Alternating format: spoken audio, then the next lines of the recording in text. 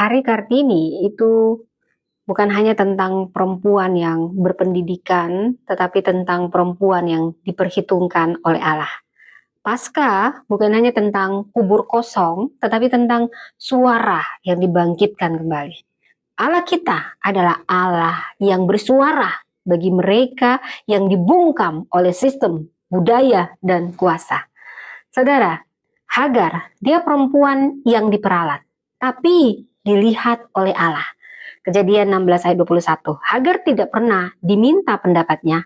Dia hanya dijadikan alat reproduksi oleh Sarah. Dia korban sistem patriarki dan religius. Dia dipakai, dia dibuang, dan disingkirkan. Namun, tahukah saudara, di padang gurun Tuhan memanggil namanya dan dia menyebut nama Tuhan paling indah di tengah luka hatinya. Engkaulah El Roi, Allah yang melihat aku. Di sini kita melihat pelajaran rohani. Sistem bisa memperalat, manusia bisa membuang, tetapi Allah kita tidak pernah buta terhadap luka setiap orang, terutama perempuan. Saudara, dalam Kartini momen, perempuan sering hadir, tapi tidak dianggap suaranya.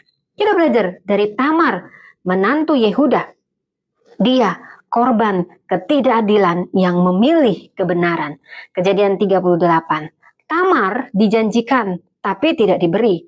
Disuruh menunggu dalam ketidakpastian, tapi diabaikan.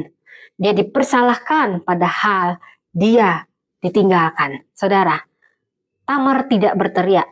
Dia tidak memberontak secara liar. Tapi dia berdiri sendirian sekalipun sendirian untuk keadilan. Dan Tuhan, saudara, Tuhan tidak peduli reputasinya dihancurkan. Yang Tuhan bela adalah keadilan. Yehuda berkata, saudara, dia lebih benar daripadaku. Tamar lebih benar daripadaku. Dari sini kita punya pelajaran rohani. Bahwa Allah tidak selalu membela yang kelihatan suci. Tetapi Allah membela yang berani berdiri bagi kebenaran. Meski sendirian. Saudara, siapapun Anda yang saat ini berjuang dalam mempertahankan kebenaran, sekalipun Anda sendirian, saya katakan, ada Allah yang akan membela Anda. Dalam Kartini momen, keberanian berdiri sering membuat perempuan disalahpahami. Tapi kita harus siap sekalipun disalahpahami, karena yang kita cari bukan pujian, tapi menegakkan keadilan. Kita belajar dari Tamar, putri Daud. Dia punya luka, dilecehkan oleh abangnya sendiri, tapi didiamkan. Namun, manusia mungkin bisa mendiamkan, tapi surga mendengar. 2 Samuel 13, Tamar diperkosa, disuruh diam, dipaksa menanggung malu. Inilah sistem kerajaan yang memilih stabilitas daripada keadilan. Daud diam, istana diam, hukum diam, tapi Allah tidak diam. Di sini ada pelajaran rohani. Diamnya manusia bukan berarti persetujuan dari Allah. Luka yang tidak pernah dipalidasi manusia tetap tercatat di hadapan Tuhan. Dalam Kartini momen, banyak perempuan dipanggil kuat, padahal sebenarnya dipaksa diam. Saudara, saya sangat bersyukur membaca kisah Maria Magdalena, saksi pertama kebangkitan. Setiap Paskah kita akan selalu mengenang saksi pertama kebangkitan Maria Magdalena, Apostolorum.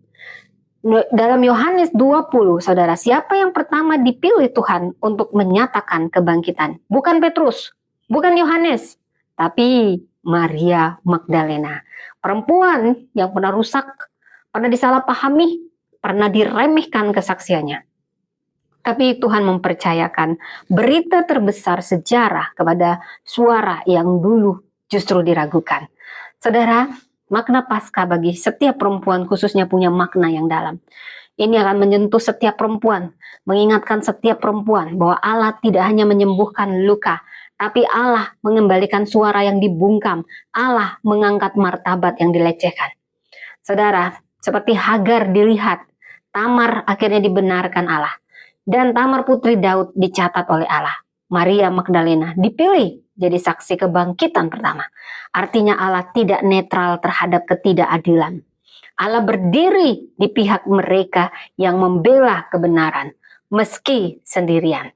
Maka jangan menyebut Diam itu iman, jika itu lahir dari ketidakadilan.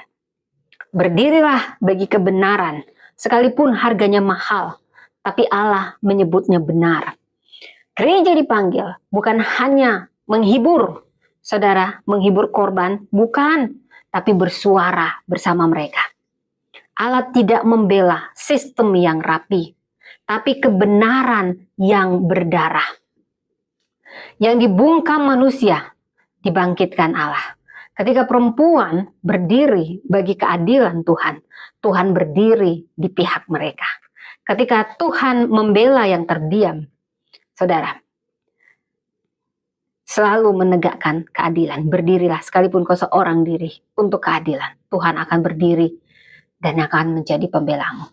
Tuhan memberkati.